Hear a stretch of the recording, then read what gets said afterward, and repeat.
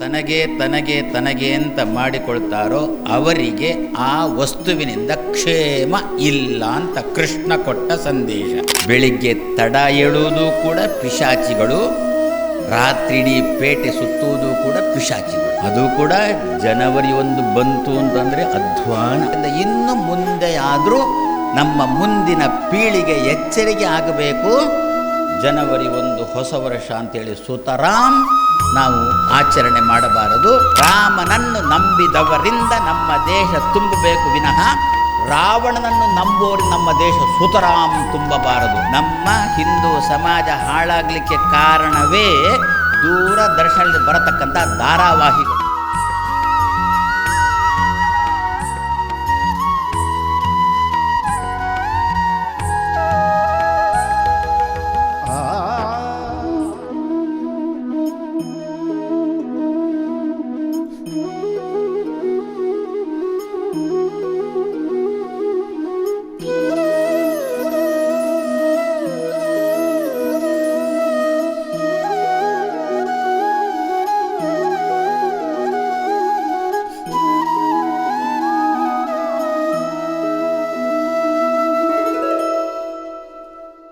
ಮಧ್ವ ವಿಜಯ ಪ್ರವಚನದ ಮಂಗಲ ಸಭೆ ಹಾಗೂ ಕ್ಷೇತ್ರದಲ್ಲಿ ಧಾರ್ಮಿಕ ಕ್ಷೇತ್ರದಲ್ಲಿ ಸಾಧನೆ ಮಾಡಿರುವ ಸಚೇತನರ ಸಮ್ಮಾನ, ಈ ಎಲ್ಲ ಕಾರ್ಯಕ್ರಮಗಳು ಗುರುಗಳ ಸಮ್ಮುಖದಲ್ಲಿ ಸನ್ನಿಧಾನದಲ್ಲಿ ಈಗ ಪ್ರಾರಂಭ ಆಗಲಿಕ್ಕಿದೆ. ಮಧ್ವವಿಜಯ 4 ದಿನಗಳಿಂದ ನಡೀತಾ ಇರುವಂತಹ ಮಧ್ವವಿಜಯ ಮಂಗಳದ 5ನೆಯ ದಿನದ ಪ್ರವಚನ ಮಂಗಲ ಕಾರ್ಯಕ್ರಮ ನಡೀಲಿಕ್ಕಿದೆ. ಎಲ್ಲ ಭಗವದ್ಭಕ್ತರು ಕೂಡ ಶ್ರದ್ಧಾಭಕ್ತಿಯಿಂದ ಆಲಿಸಿ ಆಚಾರ್ಯ ಮಧ್ವರ ಕೃಪೆಗೆ ಪಾತ್ರರಾಗಬೇಕಾಗಿ ನಾನು ಕೇಳಿಕೊಳ್ಳುತ್ತಾ ಇದ್ದೇನೆ. ಕೃಷ್ಣಾಯ ವಾಸುದೇವಾಯ ದೇವಕೀ ನಂದನಾಯ ಚ ನಂದಗೋಪಕುಮಾರಾಯ ಗೋವಿಂದಾಯ ನಮೋ ನಮಃ. ಅಭ್ರಮಂ ಭಂಗರಹಿತಂ ಅಜಡಂ ವಿಮಲಂ ಸದಾನಂದತೀರ್ಥಂ ಅತುಲಂ ಭಜೆ ತಾಪತ್ರಯಾಪಹಂ. ಶ್ರೀ ಗುರುಭ್ಯೋ ನಮಃ.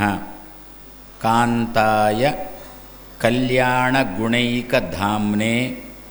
ನವದ್ಯುನಾಥ ಪ್ರತಿಮಪ್ರಭಾಯ ನಾರಾಯಣಾಯ ಅಖಿಲಕಾರಣಾಯ ಶ್ರೀ ಪ್ರಾಣನಾಥಾಯ ನಮಸ್ಕರೋಮಿ. ಶ್ರೀ ಗುರುಭ್ಯೋ ನಮಃ.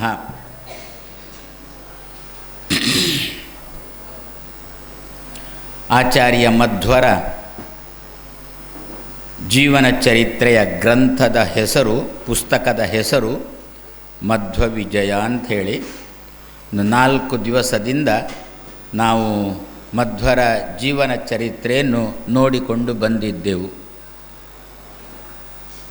ಒಂದು ಘಟನೆ ಹೇಳ್ತೇನೆ ಈ ಸಂದರ್ಭದಲ್ಲಿ. ದೇವರು ಕೊಟ್ಟಿರತಕ್ಕಂಥ ವಸ್ತುವನ್ನು ದೇವರಿಗೆ ಅರ್ಪಣೆ ಮಾಡಿ ನಾವು ಉಪಯೋಗಿಸಿಕೊಳ್ಬೇಕು ಅಂತ ಒಂದು ನಿಯಮ. ಭಗವದ್ಗೀತೆಯಲ್ಲಿ ಕೃಷ್ಣ ಕೊಟ್ಟ ಸಂದೇಶ, ಭುಂಜತೆ ತೇ ಅಘಂ ಪಾಪಾಹ ಯೇ ಪಚಂತಿ ಆತ್ಮಕಾರಣಾತ್.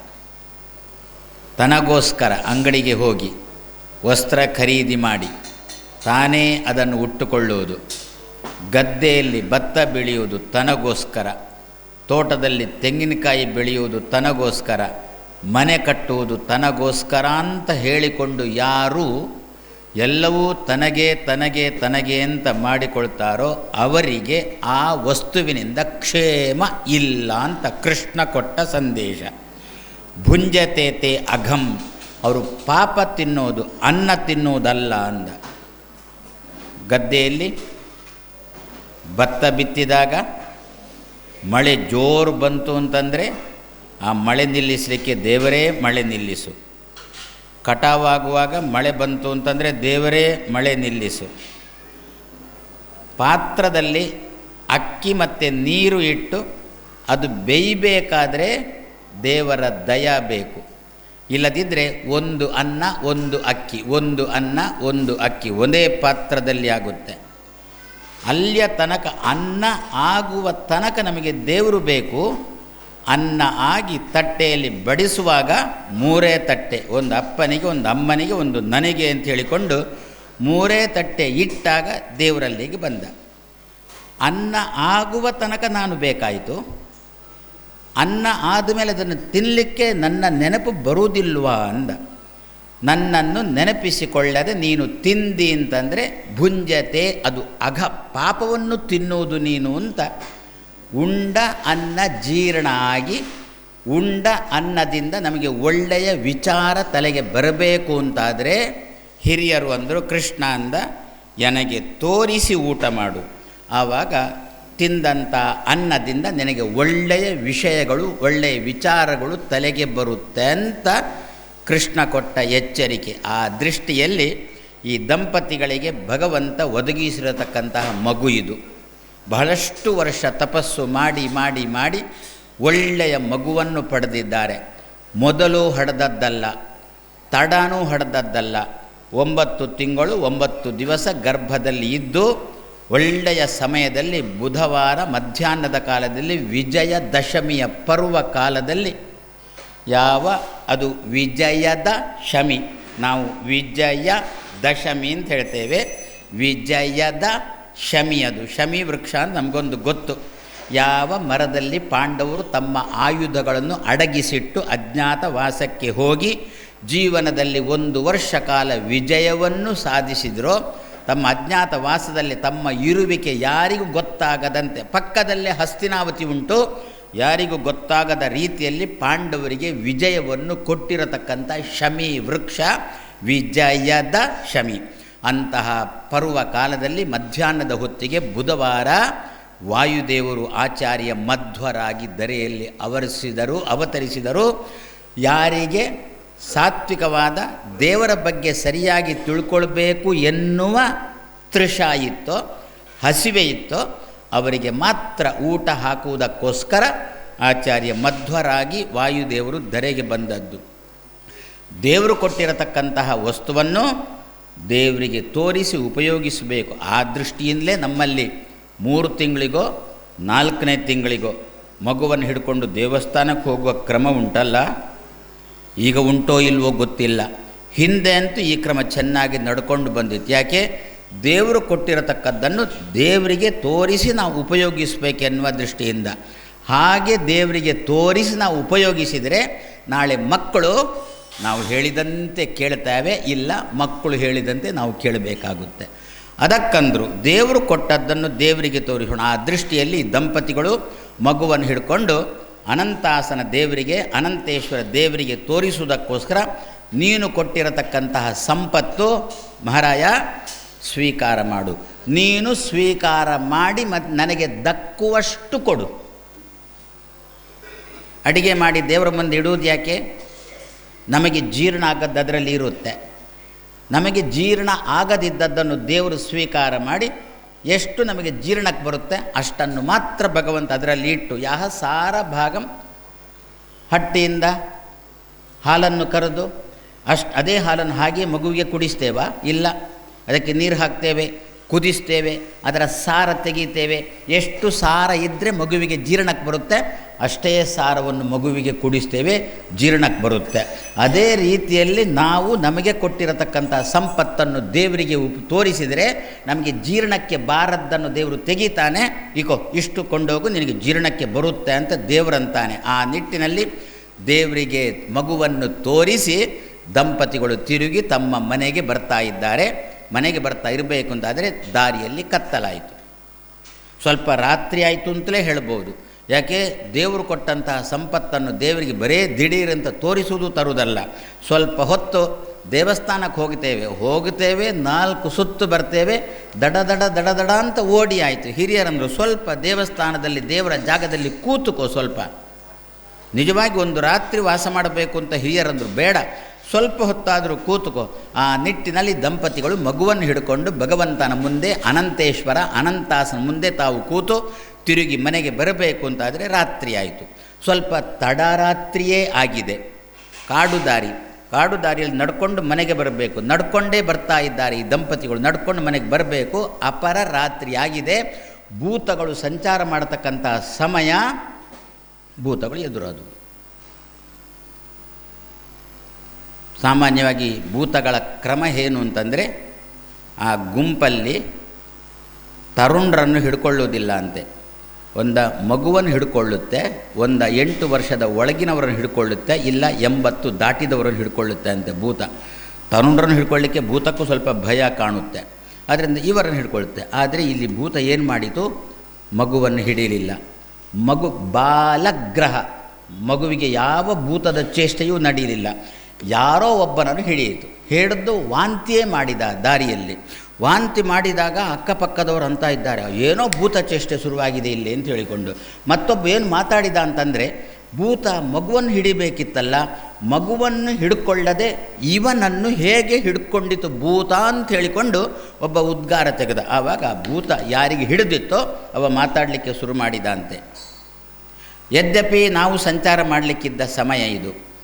ರಾತ್ರಿಯಲ್ಲಿ, ಅಪರರಾತ್ರಿಯಲ್ಲಿ ಸಂಚಾರ ಮಾಡುವುದು ಮನುಷ್ಯರಿಗೆ ಹೇಳಿಸಿದ್ದಲ್ಲ.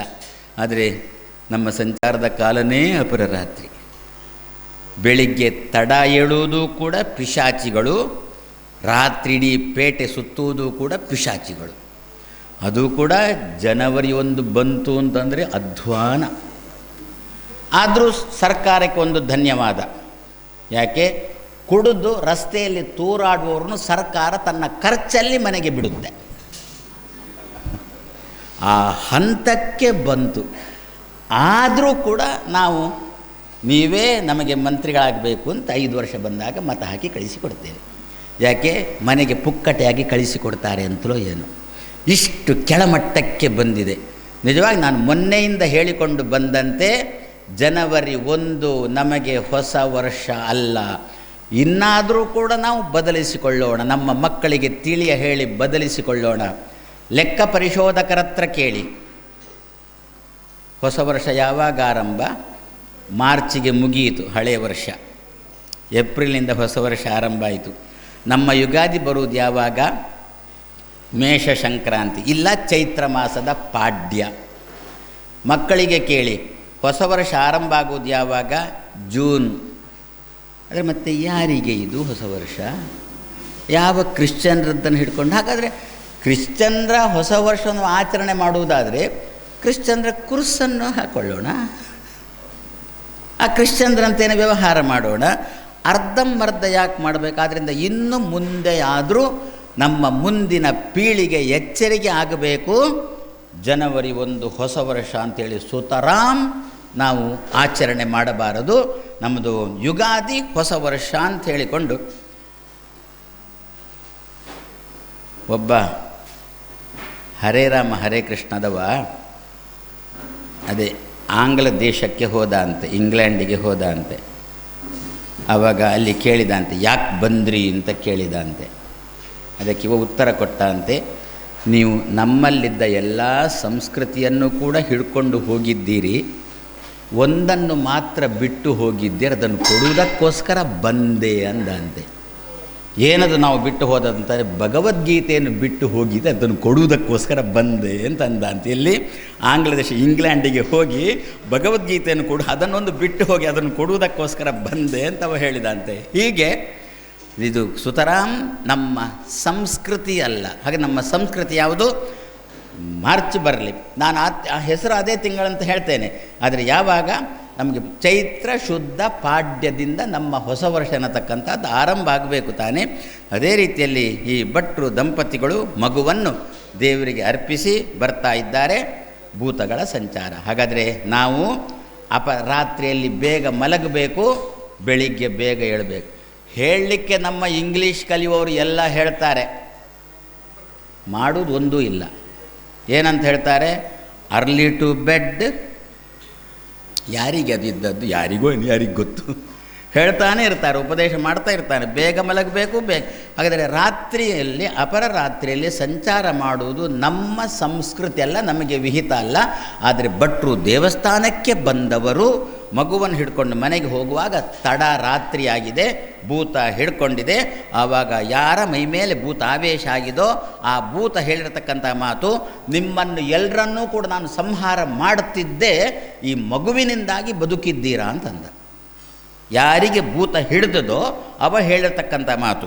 ಈ ಮಗುವಿನಿಂದಾಗಿ ನೀವು ಬದುಕಿದ್ದೀರಿ, ಇಲ್ಲದ ಒಂದು ವೇಳೆ ಮಗು ಇಲ್ಲದೆ ಇರ್ತಿದ್ದರೆ ನಿಮ್ಮನ್ನೆಲ್ಲ ನಾನು ಧ್ವಂಸ ಮಾಡ್ತಿದ್ದೆ ಅಂಥೇಳಿ ಭೂತ ಹೇಳಿದ. ಹಾಗಾದರೆ ಅಷ್ಟೂ ಜನ ಬದುಕಿದ್ದು ಯಾರಿಂದ ಅಂತಂದರೆ ಆಚಾರ್ಯ ಮಧ್ವರಿಂದ. ಯಾರಿಂದ ಅಂದರೆ ಗಾಳಿ ದೇವರಿಂದ. ನಾವೆಲ್ಲ ಇಷ್ಟು ಜನ ಕೂತಿದ್ದೇವಲ್ಲ, ಯಾರಿಂದ ನಾವು ಬದುಕಿದ್ದೇವೆ? ಗಾಳಿಯಿಂದ ಬದುಕಿದ್ದೇವೆ. ಒಳಗೆ ಗಾಳಿ ಸಂಚಾರ ಇದ್ದದ್ದಕ್ಕೆ ನಾವೆಲ್ಲ ಬದುಕಿದ್ದೇವೆ. ಗಾಳಿ ದೇವರನ್ನು ಏನು ಹೇಳ್ತಾರೆ ಗೊತ್ತಾ? ಸತ್ ಎನ್ನುವ ಶಬ್ದದಿಂದ ಕರೀತಾರೆ ಗಾಳಿ ದೇವರನ್ನು. ಸತ್ ಎನ್ನುವ ಶಬ್ದದಿಂದ ಗಾಳಿ ದೇವರನ್ನು ಕರೀತಾರೆ. ನಾವೀಗ ಬದುಕಿದ್ದೇವಾ? ಯಾಕೆ ಬದುಕಿದ್ದೇವೆ? ಒಳಗಿನಿಂದ ಗಾಳಿ ಉಂಟು, ಅದರಿಂದ ಬದುಕಿದ್ದೇವೆ. ಒಳಗಿದ್ದಂಥ ಗಾಳಿ ಹೋಯಿದರೆ ಏನು ಹೇಳ್ತೇವೆ? ಸತ್ ಹೋಯಿತು, ಸತ್ ಹೋಯಿತು. ಏನು ಹೇಳ್ತೇವೆ? ಸತ್ ಹೋಯಿತು. ಏನು? ಸತ್ ಹೋಯಿತು. ಒಳಗಿನಿಂದ ಗಾಳಿ ಇರುವಾಗ ಬದುಕಿದ್ದೆವು, ಒಳಗಿದ್ದಂಥ ಗಾಳಿ ಹೋದಾಗ ಶಬ್ದ ಪ್ರಯೋಗ ಮಾಡುವುದು ಸತ್ ಹೋಯಿತು, ಸತ್ ಹೋಯಿತು ಅಂತ. ಹಾಗಾದರೆ ಗಾಳಿಗೆ ಏನು ಹೆಸರು? ಗಾಳಿಗೆ ಸತ್ ಅಂತ ಹೆಸರು. ನಾವು ಯಾವ ಜನ ಆಗಬೇಕು? ನಾವು ಸತ್ ಜನ ಆಗಬೇಕು. ನಾವು ಏನಾಗಬೇಕು? ನಾವು ಸಜ್ಜನ ಆಗಬೇಕು. ಸಜ್ಜನರು ಆಗಬೇಕು ಅಂತಿದ್ದರೆ ಗಾಳಿ ದೇವರನ್ನು ಎಷ್ಟರ ತನಕ ಹಿಡ್ಕೊಳ್ತೇವೋ ಅಷ್ಟರ ತನಕ ನಾವು ಜೀವನದಲ್ಲಿ ಸತ್ ಜನ ಸಜ್ಜನರಾಗ್ತೇವೆ. ಸತ್ ಅಂದರೆ ಗಾಳಿನ ಅರ್ಥ ಆಯಿತು ತಾನೆ? ಸತ ಶಬ್ದಕ್ಕೆ ಗಾಳಿ ಅಂತ ಅರ್ಥ ಆಯ್ತಾನೆ. ಗಾಳಿ ಹೋದಕ್ಕಲ್ವೋ ನಮ್ಮನ್ನು ಸತ್ತು ಹೋಯಿತು ಅಂತ ನಾವು ಕರೆಯುವುದು. ಆದರೆ ಗಾಳಿ ಇದ್ದರೆ ಸತ್ತು ಹೋಯಿತು ಅಂತ ಯಾರು ಹೇಳೋದಿಲ್ಲ ತಾನೆ. ಅದರ ಸತ್ತು ಅಂತೇಳಿ ಗಾಳಿಗೆ ಹೆಸರು ತಾನೆ. ನಾವೆಲ್ಲ ಯಾವ ಜನ ಆಗಬೇಕು? ಯಾರಾದರೂ ಅಸಜ್ಜನರಾಗಬೇಕು ಅಂತ ಅಪೇಕ್ಷೆ ಪಡ್ತೇವಾ? ಅಸಜ್ಜನರಾಗಬೇಕು ಅಂತ ಆಸೆ ಪಡ್ತೇವಾ?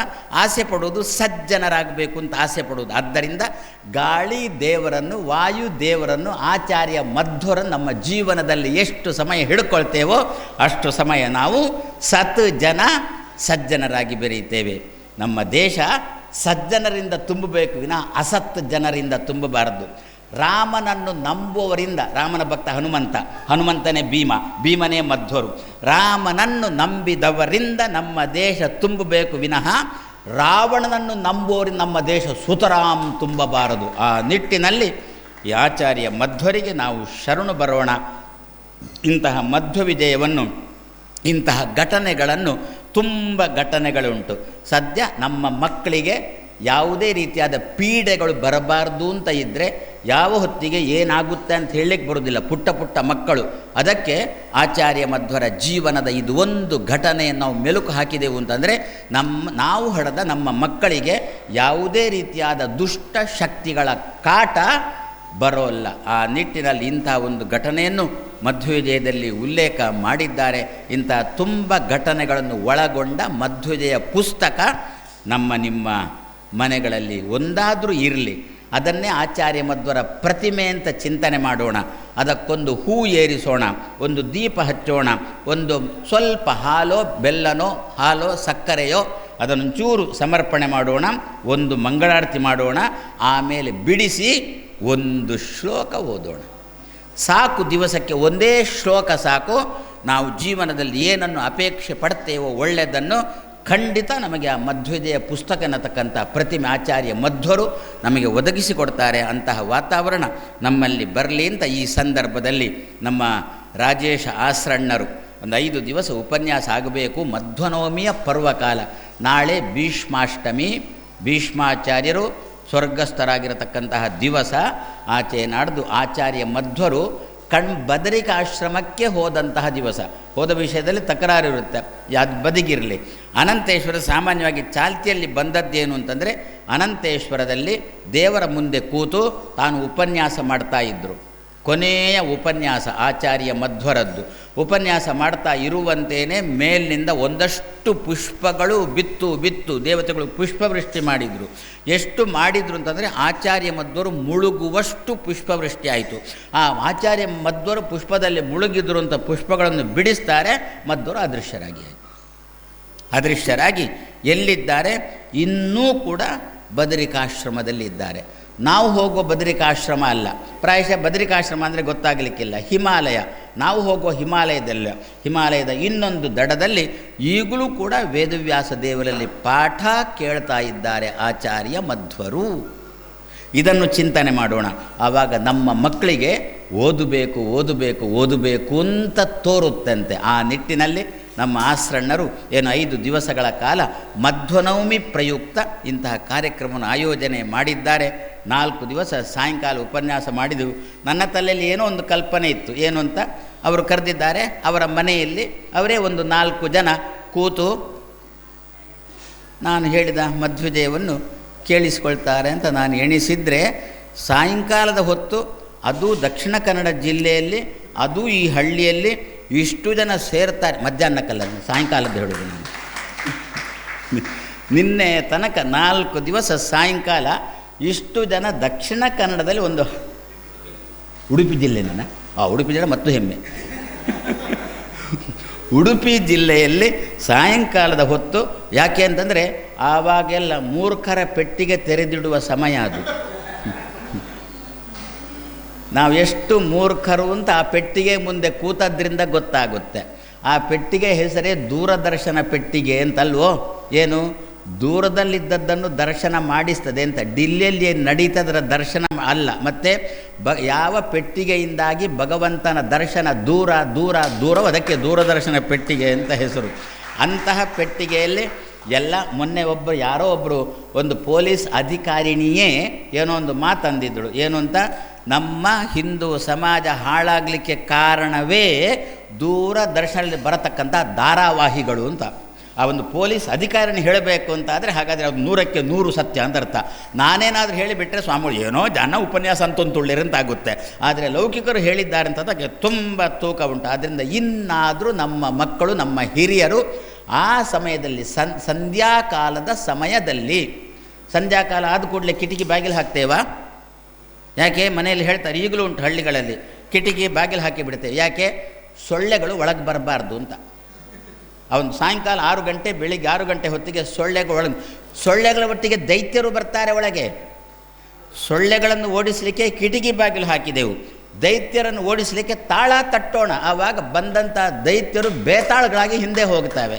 ಅದರಿಂದ ಆ ಸಮಯದಲ್ಲಿಯೂ ಕೂಡ ಸಾಯಂಕಾಲ ಹೊತ್ತು ನೀವು ತುಂಬ ಜನ ಸೇರಿದ್ದೀರಿ ಅಂತಂದಾಗ ತುಂಬ ಸಂತೋಷ ಆಗುತ್ತೆ. ಇಂತಹ ವಾತಾವರಣ ನಮ್ಮ ಹಳ್ಳಿಗಳಲ್ಲಿ ಆರಂಭವಾಗಿ ದಿಲ್ಲಿ ತನಕನೂ ಕೂಡ ತಲುಪಬೇಕು. ಏನು? ದೇವರ ಬಗ್ಗೆ ಸ್ವಲ್ಪ ಆದರೂ ಎಚ್ಚರಿಕೆ. ರಾಮಕೃಷ್ಣರ ಬಗ್ಗೆ ನಮ್ಮ ಹಿಂದೂಗಳಿಗೇನೆ, ಬೇರೆ ಮತದವರು ರಾಮಕೃಷ್ಣರ ಬಗ್ಗೆ ಆಕ್ಷೇಪ ಎತ್ತಿದರೆ ಆಶ್ಚರ್ಯ ಅಲ್ಲ. ಆದರೆ ನಮ್ಮ ಹಿಂದೂಗಳೇ ರಾಮಕೃಷ್ಣರ ಬಗ್ಗೆ ಆಕ್ಷೇಪ ಎತ್ತಿದ್ದಾರೆ. ರಾಮ್ ಜೀ ಅಂತ ಕರೀಲಿಕ್ಕೆ ಸಾಧ್ಯ ಇಲ್ಲ ಅಂತಂತ ಇದ್ದಾರೆ. ಇಂಥವರಿಗೆ ಆಚಾರ್ಯ ಮಧ್ವರು ಒಳ್ಳೆಯ ಬುದ್ಧಿ ಕೊಡಲಿ ಅಂತ ನಾವೆಲ್ಲ ಪ್ರತಿನಿತ್ಯ ಪ್ರಾರ್ಥನೆ ಮಾಡೋಣ ಅಂತ ಹೇಳಿಕೊಂಡು ಇಂಥ ಕಾರ್ಯಕ್ರಮ ಈ ಹಳ್ಳಿಯಲ್ಲಿ ತುಂಬ ನಡೀಲಿ ಅಂತ ಆಶಿಸಿ 2 ಮಾತನ್ನು ಕೃಷ್ಣಾರ್ಪಣಂ ಅಸ್ತು. ಶ್ರೀ ಗುರುಭ್ಯೋ ನಮಃ. ಸುಮಾರು 4, ಇವತ್ತು ಒಂದು ಸೇರಿದರೆ 5 ದಿವಸಗಳಿಂದ ನಮ್ಮನ್ನೆಲ್ಲರನ್ನೂ ಕೂಡ ಆಚಾರ್ಯ ಮಧ್ವರ ಕಥೆಯನ್ನು ಶ್ರವಣ ಮಾಡಿಸ್ತಾ ಒಳ್ಳೆಯ ರೀತಿಯಲ್ಲಿ ನಮ್ಮನ್ನು ತಿದ್ದುತ್ತಾ ಹೇಗೆ ಬದುಕಬೇಕು ಅಂತ ಸತ್ಪಥವನ್ನು ತೋರಿಸಿರುವಂತಹ ಗುರುಗಳಿಗೆ ಸಾಷ್ಟಾಂಗ ಪ್ರಣಾಮಪೂರ್ವಕ ಧನ್ಯವಾದಗಳನ್ನು ಕಾರ್ಕಳದ ಜನತೆಯ ಪರವಾಗಿ ನಾನು ಅರ್ಪಿಸ್ತಾ ಇದ್ದೇನೆ. ಇದರ ಪ್ರಭಾವ ಎಷ್ಟಿತ್ತು ಅಂತ ಕೇಳಿದರೆ, ಈಗಾಗಲೇ ನನ್ನಲ್ಲಿ 10 ಮಧ್ವವಿಜಯ ಪುಸ್ತಕ ಬುಕ್ ಆಗಿದೆ. ಗುರುಗಳು ದಿವಾಸ ಹೇಳ್ತಾ ಇದ್ದರು, ಅದನ್ನು ಇಟ್ಟು ಅದೊಂದು ಮಧ್ವರ ಪ್ರತೀಕ, ಅದನ್ನು ಮನೆಯಲ್ಲಿ ಇಡಬೇಕು, ಇದ್ದು ಪೂಜೆ ಮಾಡುವಾಗ ಅದಕ್ಕೂ ಪೂಜೆ ಮಾಡಿ ನಂತರ ಅದನ್ನು ಅಧ್ಯಯನ ಮಾಡುವಂತೆ ಆಗಬೇಕು ಎಂಬುದಾಗಿ ಗುರುಗಳು ಪ್ರತಿನಿತ್ಯ ಹೇಳ್ತಾ ಇದ್ದರು. ಪ್ರತಿನಿತ್ಯ ಒಬ್ಬೊಬ್ಬರು ಇಬ್ಬೊಬ್ಬರು ನನ್ನ ಹತ್ರ ಬಂದು ಆ ಪುಸ್ತಕ ಬೇಕು, ನೀವು ತರಿಸಿಕೊಡಿ ಅಂತ ಕೇಳ್ತಾ ಇದ್ರು. ಆದ್ದರಿಂದ ಇದರ ಪ್ರಭಾವ, ಗುರುಗಳು ಬಂದು ಹೇಳಿದರ ಪ್ರಭಾವ ಎಷ್ಟಿದೆ, ಅವರ ತಪಸ್ಸಾಮರ್ಥ್ಯ ಎಷ್ಟಿದೆ ಅಂತ ಹೇಳೋದಕ್ಕೆ ಇದು ದೊಡ್ಡ ಸಾಕ್ಷಿ ಅಂತ ನಾನು ಮತ್ತೆ ಹೇಳ್ತಾ, ಇನ್ನು ಪ್ರಧಾನವಾಗಿ ಇರುವಂತಹ 2 ಕಾರ್ಯಕ್ರಮಗಳು. ಒಂದು ಸಮ್ಮಾನ ಕಾರ್ಯಕ್ರಮ, ಸುತ್ತಮುತ್ತಲಿನ ಧಾರ್ಮಿಕ ಹಾಗೂ ಸಾಮಾಜಿಕ ಕ್ಷೇತ್ರಗಳಲ್ಲಿ ತಮ್ಮನ್ನು ತೊಡಗಿಸಿಕೊಂಡು ಸಂಪೂರ್ಣವಾಗಿ ಆಚಾರ್ಯ ಮಧ್ವರ ಸೇವೆಗಾಗಿ ಹಾಗೂ ಸಾಮಾಜಿಕ ಸೇವೆಗಾಗಿ ಜನರ ಒಳಗೆ ಜನಾರ್ದನನನ್ನು ಕಾಣುತ್ತಾ ಸಮಾಜದ ಸೇವೆಯನ್ನು ಮಾಡ್ತಾ ಇರುವಂತಹ ವ್ಯಕ್ತಿಗಳನ್ನು ಗುರುತಿಸಿ ಅವರನ್ನು ಈ ಸಂದರ್ಭದಲ್ಲಿ ಸನ್ಮಾನಿಸುವಂತಹ ಕಾರ್ಯಕ್ರಮ. ಅದರಲ್ಲಿ ಪ್ರಧಾನವಾಗಿ ಈ ವರ್ಷದಲ್ಲಿ 5 ವರ್ಷಗಳಿಂದ ನಡೀತಾ ಬರ್ತಾ ಇದೆ.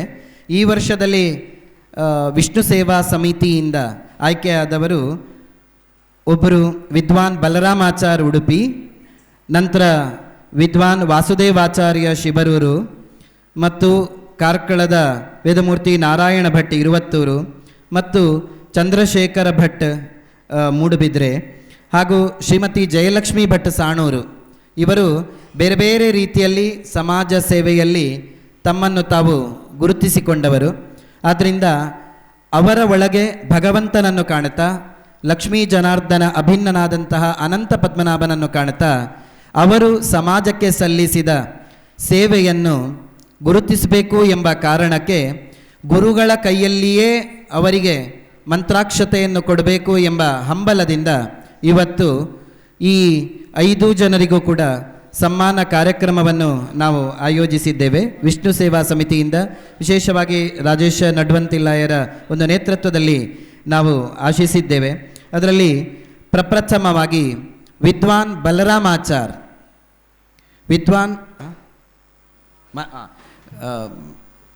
ಕಾರ್ಯಕ್ರಮದ ಆಯೋಜಕರಾಗಿ ವಿಶೇಷವಾಗಿ ಈ 5 ದಿನಗಳಿಂದಲೂ ಕೂಡ ಈ ಮಧ್ವವಿಜಯ ಪ್ರವಚನದ ಸೇವಾಕರ್ತೃಗಳಾಗಿ ಎಲ್ಲರಿಗೂ ಕೂಡ ನಮಗೆಲ್ಲರಿಗೂ ಕೂಡ ಶ್ರವಣಕ್ಕೆ, ಮಧ್ವವಿಜಯದ ಶ್ರವಣಕ್ಕೆ, ಮಧ್ವ ಚರಿತ್ರದ ಶ್ರವಣಕ್ಕೆ ಒಂದು ಅವಕಾಶ ಮಾಡಿಕೊಟ್ಟಿರುವಂತಹ ವಿದ್ವಾನ್ ರಾಜೇಶ ಆಸರಣ್ಣರು ಗುರುಗಳಿಗೆ ಫಲ ಕಾಣಿಕೆಯನ್ನಿಟ್ಟು ಈ ಪ್ರವಚನ ಮಂಗಲದ ಸಮರ್ಪಣೆಯನ್ನು ಗುರುಗಳ ಪಾದಾರವಿಂದಗಳಲ್ಲಿ ಅರ್ಪಿಸಬೇಕಾಗಿ ಕೇಳಿಕೊಳ್ತಾ ಇದ್ದೇನೆ. ಅವರ ಮನೆಯವರು ಕೂಡ ಎಲ್ಲ ಅದೇ ರೀತಿಯಲ್ಲಿ ನರಸಿಂಹ ಭಟ್ ಇವರು ಕೂಡ ಬಂದು ಗುರುಗಳ ಸನ್ನಿಧಾನದಲ್ಲಿ ಫಲ ಕಾಣಿಕೆಯ ಮುಖಾಂತರ ಅನುಗ್ರಹ ಮಂತ್ರಾಕ್ಷತೆಯನ್ನು ಪಡಿಬೇಕಾಗಿ ಕೇಳಿಕೊಳ್ತಾ ಇದ್ದೇನೆ.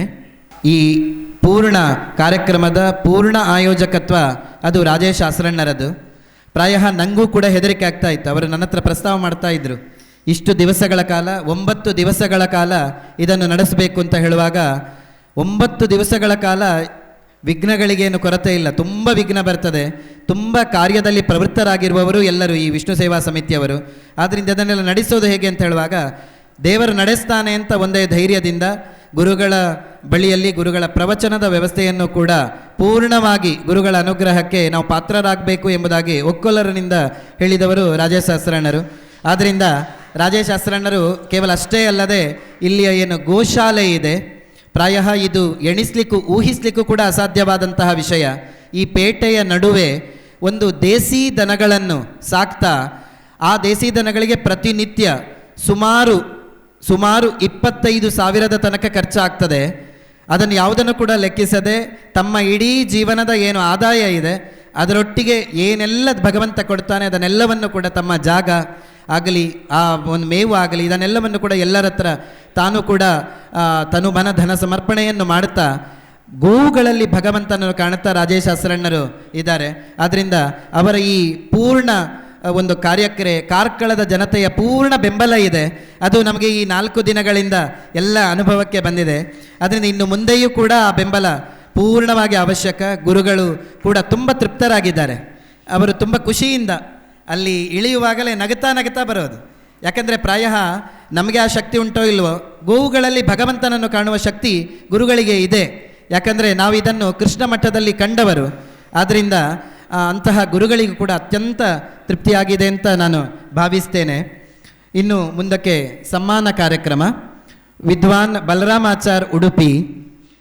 ಈಗ ವಿದ್ವಾಂಸರ ಹಾಗೂ ಸಮಾಜ ಸೇವಕರ ಸನ್ಮಾನ ಕಾರ್ಯಕ್ರಮ. ಮೊದಲಿಗೆ ವಿದ್ವಾನ್ ಪಿ ಬಲರಾಮ ಭಟ್ ಇವರು ಬಂದು ಸಭೆಯ ಎದುರಿಗೆ ಹಾಕಿರುವಂತಹ ಆಸನದಲ್ಲಿ ಸಪತ್ನೀಕರಾಗಿ ಬಂದು ಉಪವಿಷ್ಟರಾಗಬೇಕಾಗಿ ಕೇಳಿಕೊಳ್ತಾ ಇದ್ದೇನೆ.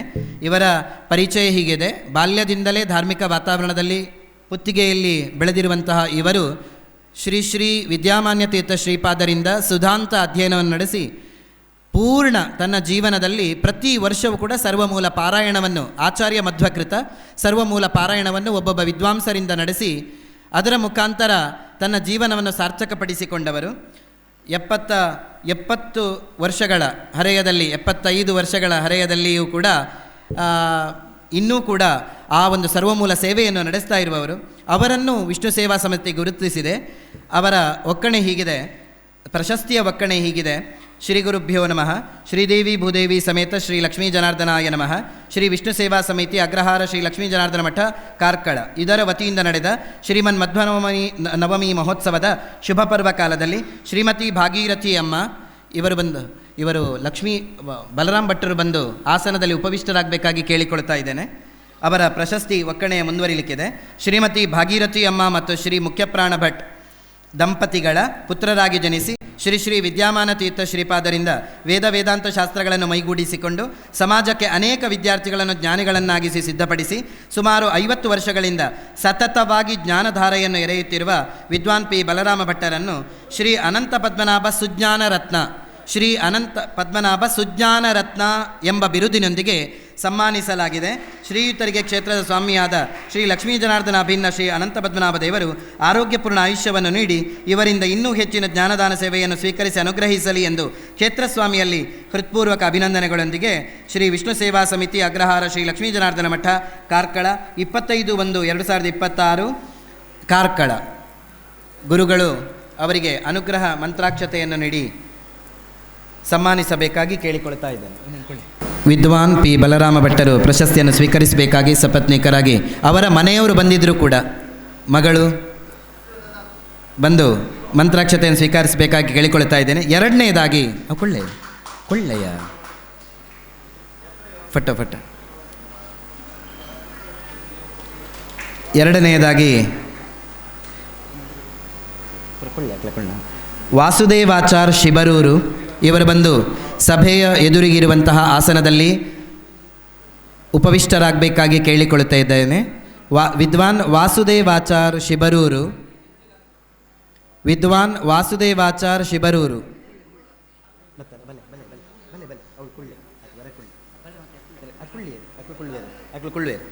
ಇವರು ಬಂದು ಸಭೆಯ ಎದುರಿಗೆ ಆಸನ ಸ್ವೀಕಾರ ಮಾಡಬೇಕಾಗಿ ಕೇಳಿಕೊಳ್ತಾ ಇದ್ದೇನೆ. ಇವರ ಪ್ರಶಸ್ತಿಯ ಒಕ್ಕಣೆ ಹೀಗಿದೆ.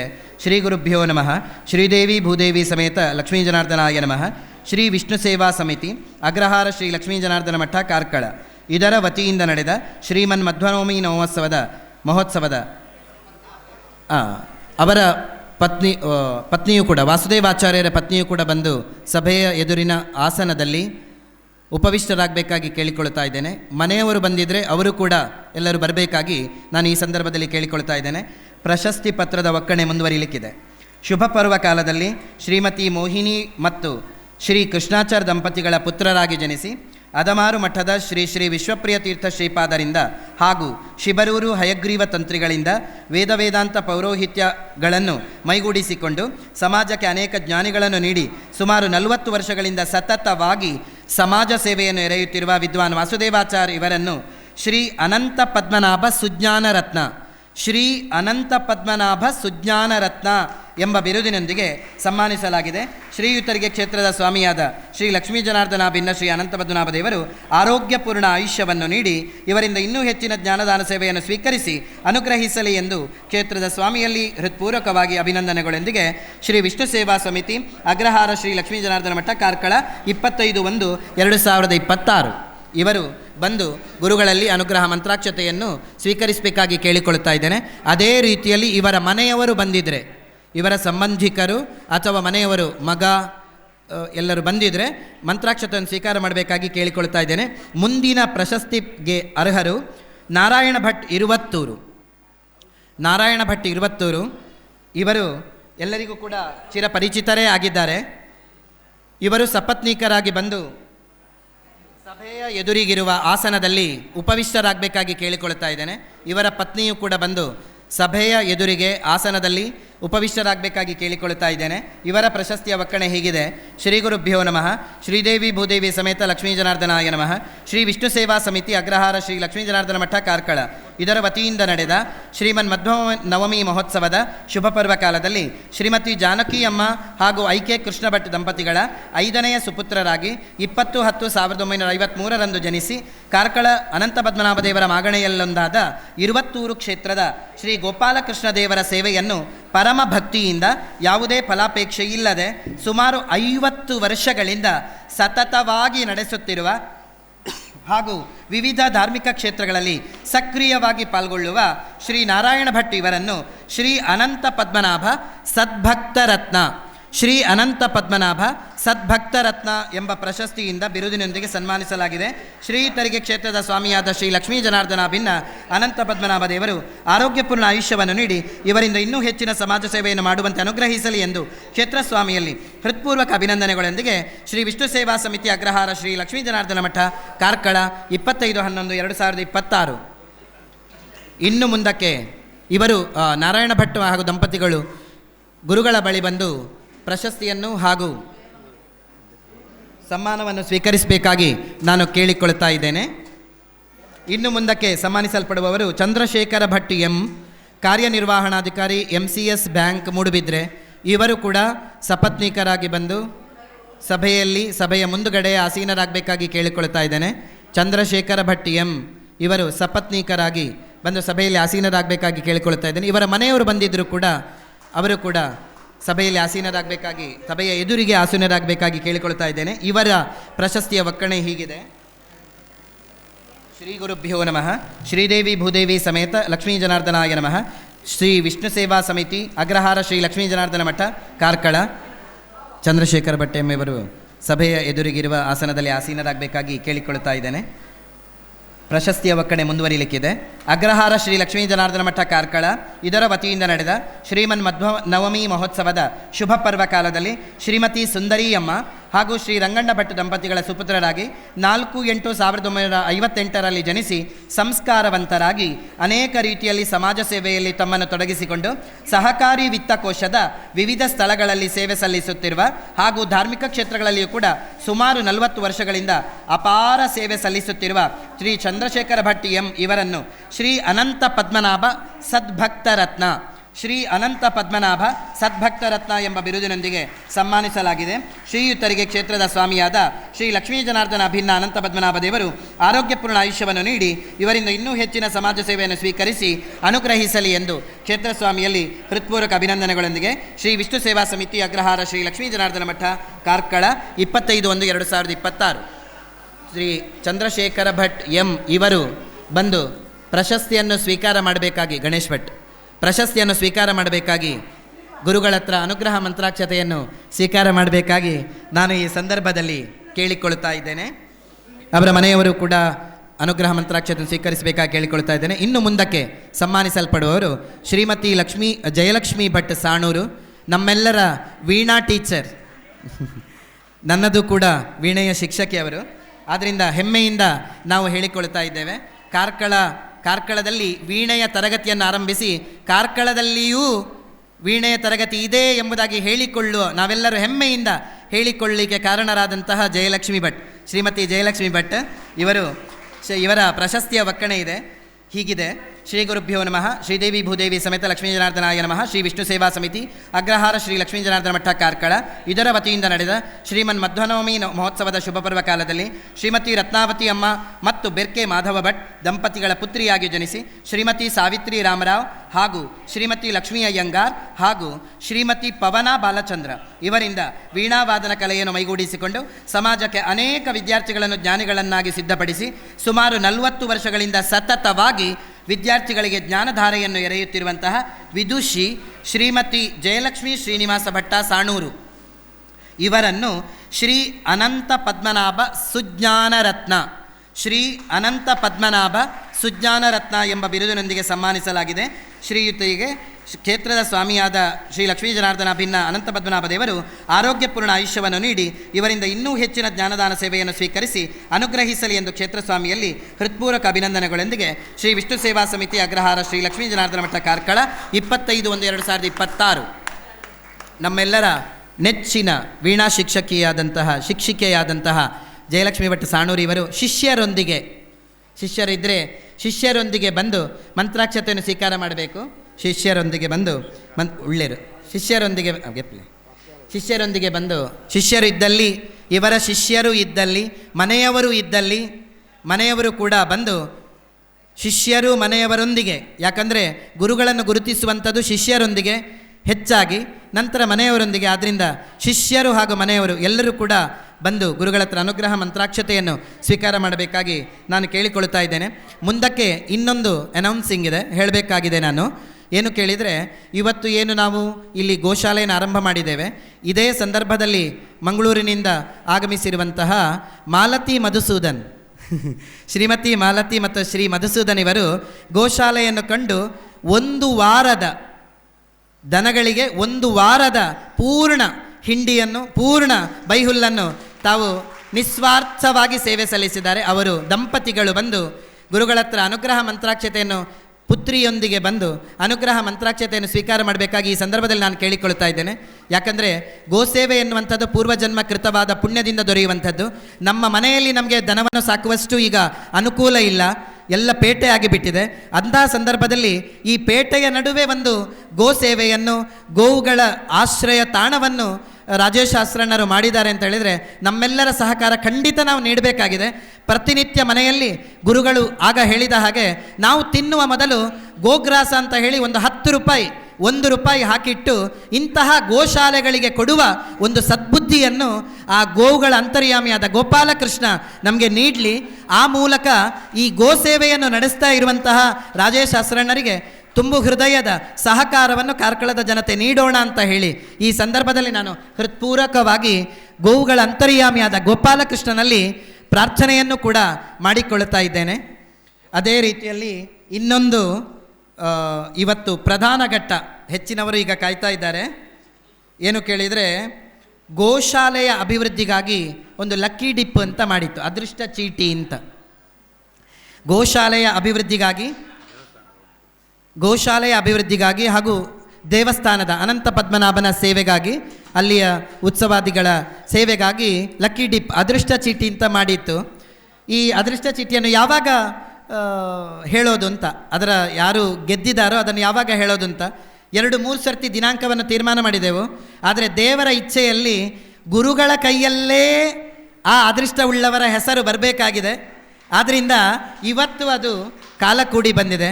ಅಂತಹ ಒಂದು ಸುಸಂದರ್ಭ ಗೋವುಗಳ ಸಮ್ಮುಖದಲ್ಲಿ, ಅದೇ ರೀತಿಯಲ್ಲಿ ಗುರುಗಳ ಸಮ್ಮುಖದಲ್ಲಿ ಇವತ್ತು ಆ ಗೋಶಾಲೆಯ ಅಭಿವೃದ್ಧಿಗಾಗಿ ಹಾಕಿದ್ದಂತಹ ಅದೃಷ್ಟ ಚೀಟಿಯ ಏನು ಫಲಿತಾಂಶ ಈಗ ಗುರುಗಳ ಕೈಯಿಂದ ನಡೀಲಿಕ್ಕಿದೆ. ಯಾರು ಅದರಲ್ಲಿ ಅದೃಷ್ಟವುಳ್ಳವರು, ಉಳಿದವರದ್ದು ಕೂಡ ವ್ಯರ್ಥ ಅಲ್ಲ. ಯಾಕಂದರೆ ಗೋವಿಗೆ ಕೊಟ್ಟದ್ದು ಎಂದಿಗೂ ಸಾರ್ಥಕ. ಯಾಕಂದರೆ ಗೋವುಗಳಲ್ಲಿ ಎಲ್ಲ ದೇವತೆಗಳ ಸನ್ನಿಧಾನ ಇದೆ, ಭಗವಂತನಾದ ಗೋಪಾಲಕೃಷ್ಣನ ಸನ್ನಿಧಾನ ನಿತ್ಯ ಇರ್ತದೆ. ನಾವು ಕೊಟ್ಟಂತಹ ಒಂದೊಂದು ಹುಲ್ಲು, ಒಂದೊಂದು ಸಂಪತ್ತು, ಒಂದೊಂದು ಧನವು, ಹಣವು ಕೂಡ ಅದು ಸಾರ್ಥಕ ಅಂತ ಹೇಳ್ತಾ ಈ ಸಂದರ್ಭದಲ್ಲಿ ಗುರುಗಳ ಹತ್ರ ಭಕ್ತಿಪೂರ್ವಕವಾಗಿ ಸಾಷ್ಟಾಂಗ ಪ್ರಣಾಮ ಪೂರ್ವಕ ನಾನು ಪ್ರಾರ್ಥನೆ ಮಾಡಿಕೊಳ್ತಾ ಇದ್ದೇನೆ. ಗುರುಗಳೇ, ಅಲ್ಲಿ ಎದುರಿಗೆ ಚೀಟಿಯನ್ನು ಇಟ್ಟಿದ್ದಾರೆ, ತುಂಬ ಚೀಟಿ ಇವೆ, ಸಾವಿರ ಚೀಟಿ ಇವೆ, ಎಲ್ಲ ಮೇಲೆ ಕೆಳಗೆ ಸೇರಲಿ. ಗುರುಗಳು ಅನುಗ್ರಹ ಮಾಡಬೇಕು. ಯಾರು ಅದೃಷ್ಟವುಳ್ಳವರು, ಅದರ ಮುಖಾಂತರ ಗೋಸೇವೆಯ ಒಂದು ಫಲವನ್ನು ಪಡೆಯುವವರು ಅಂತ ನಮಗೆ ತಿಳಿಸಬೇಕು. ಎಲ್ಲರ ಶ್ರಮವೂ ಸಾರ್ಥಕ, ಯಾರು ಬೇಸರ ಮಾಡಬೇಡಿ.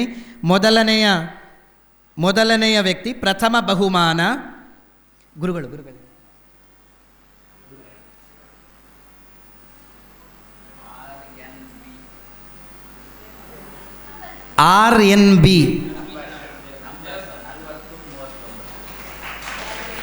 RNB ಅಂತ ಇದೆ.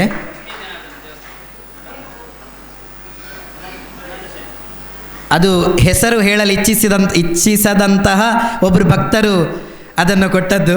ಅದರಿಂದ ಪ್ರಥಮ ಬಹುಮಾನ ದೇವರಿಗೆ ತಲುಪಿದೆ. ಹೆಸರು ಹೇಳಲಿಕ್ಕೆ ಇಚ್ಛೆ ಪಡದಂತಹ ಒಬ್ಬರು ಭಕ್ತರು ನೀಡಿರುವಂಥದ್ದು. ಎರಡನೇ ಬಹುಮಾನ ಇದ್ದದ್ದು 6 ಗ್ರಾಮ್ ಗೋಲ್ಡ್. ಎರಡನೇ ಬಹುಮಾನ ಇದ್ದದ್ದು 6 ಗ್ರಾಮ್ ಗೋಲ್ಡ್. ಮೊದಲನೇ ಬಹುಮಾನ ಇದ್ದದ್ದು ಹೋಂಡಾ ಆಕ್ಟಿವಾ ಇದ್ದದ್ದು, ಸ್ಕೂಟರ್ ಇದ್ದದ್ದು, ಅದು ದೇವರಿಗೆ ತಲುಪಿದೆ. ಎರಡನೆಯ ಬಹುಮಾನ 6 ಗ್ರಾಮ್ ಗೋಲ್ಡ್. ಅಯ್ಯೋ, ಎರಡನೆಯ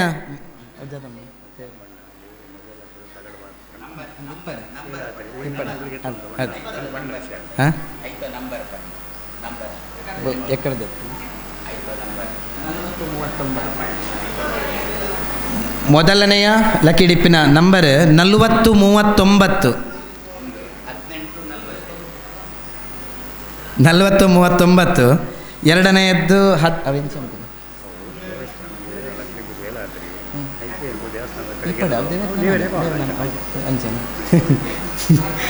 ಎರಡನೆಯ ಇದು ಕೂಡ RNB ಅಂತ ಬಂದಿದೆ. ನಂಬರ್ ಇದ್ದವರು ಮತ್ತೆ ಕಲೆಕ್ಟ್ ಮಾಡಿಕೊಳ್ಳಿ, ಯಾರಾದರೂ ತೆಗೆದುಕೊಂಡಿದ್ದವರು ಇದ್ದರೆ. ಯಾಕಂದರೆ ಅವರು ಹೆಸರು ಹೇಳಲಿಕ್ಕೆ ಇಚ್ಛಿಸಲಿಲ್ಲ. ಆ ಒಂದು ಕಾರಣದಿಂದಾಗಿ ನಾವು ದೇವರ ಹೆಸರನ್ನೇ ಅಲ್ಲಿ ಇದು ಮಾಡಿತ್ತು, ಮೆನ್ಷನ್ ಮಾಡಿತ್ತು. ಎರಡು ಕೂಡ ಅದಕ್ಕೆ ಬಂದಿದೆ. ನಂಬರ್ ಇದೆ 1848 ಎರಡನೆಯ ಸ್ಥಾನ, 4039 ಮೊದಲನೆಯ ಸ್ಥಾನ. ಮೂರನೆಯ ಸ್ಥಾನ ಸಿಂಗಲ್ ಡೋರ್ ಫ್ರಿಡ್ಜ್ ಅಂತ ಇದೆ. ಮೂರನೆಯ ಸ್ಥಾನಕ್ಕೆ ಬಹುಮಾನ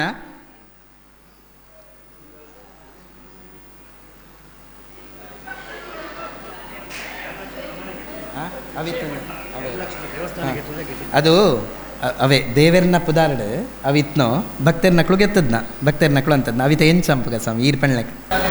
ಅದು ಒಂದು ಇಲ್ಲಿ ಅಂಶ ಗಮನಿಸಬೇಕಾದಂಥದ್ದು. ಅಲ್ಲಿ ಏನು ಸದ್ಭಕ್ತರು ಒಟ್ಟಾಗಿ ದೇವಸ್ಥಾನದ ಆಚೆ ಈಚೆಗಡೆ ಏನು ಇದು ತಗಡಿನ ವ್ಯವಸ್ಥೆಯನ್ನು ಹಾಕಿದೆ.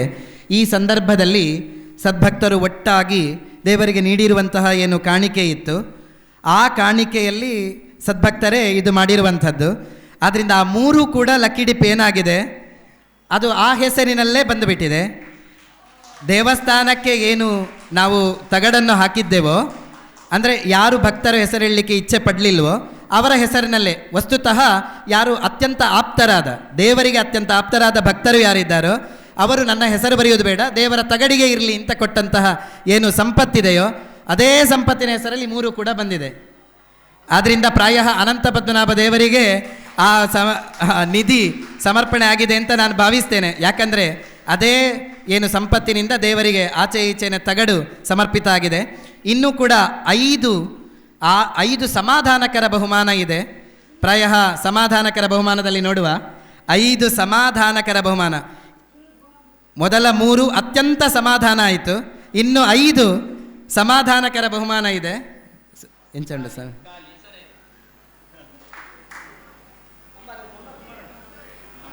ಯಾರದ್ದಾದ್ರೂ ನಂಬರ್ ನಿಮ್ಮಲ್ಲಿ ಇದ್ದಲ್ಲಿ 3079 ಯಾರಾದರೂ ಇದ್ದಲ್ಲಿ ದಯವಿಟ್ಟು 3079 ನಂಬರ್ ಯಾರದ್ದಾದ್ರೂ ತೆಗೆದದ್ದಿದ್ದಲ್ಲಿ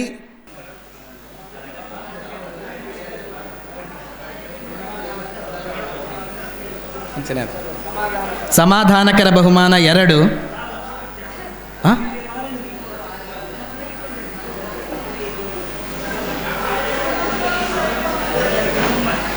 ಪ್ರಾಯಃ ನನಗೇನು ಹೇಳಬೇಕು ಅಂತಲೇ ಗೊತ್ತಾಗ್ತಾ ಇಲ್ಲ. ಭಗವಂತನ ಆಚೆ ಈಚಿನ ತಗಡಿನ ವ್ಯವಸ್ಥೆ ಮಾಡಿತ್ತು. ಮತ್ತೆ ಪುನಃ ಒಂದು ಅನಾಮಧೇಯ ಬಂದಿದೆ. ನಂಬರ್ ನಿಮ್ಮ ನಂಬರ್ ಯಾರದ್ದಾದರೂ ಇದ್ದಲ್ಲಿ ದಯವಿಟ್ಟು ಬನ್ನಿ. ಏತ ನಂಬರ್ ಏತು 3348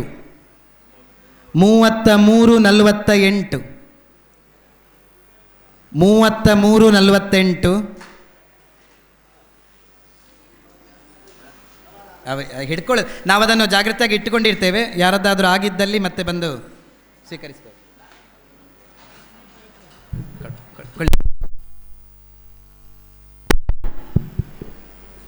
ನಾನು ಚೀಟಿ ತೆಗೆದ್ರೆ ದೇವರಿಗೆ ಸೇರುತ್ತೆ ನೋಡ್ರಿ, ಮಗು ತೆಗೀಲಿ ಈಗ. ಸಮಾಧಾನಕರ ಬಹುಮಾನ 3. ಸಮಾಧಾನಕರ ಬಹುಮಾನ 3.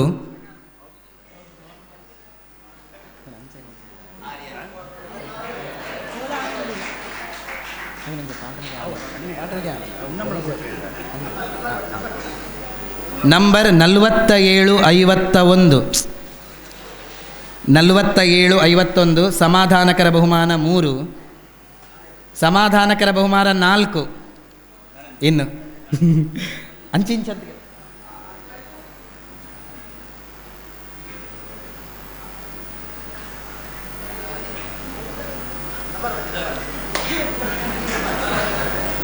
ಪ್ರಾಯ ಗೋಶಾಲೆಗೆ ಹೋಗಬೇಕಾಗಿದೆ. ನೀವೆಲ್ಲ ನೋಡಿ ಹೆಸರು ರಾಜೇಶ್ ಭಟ್.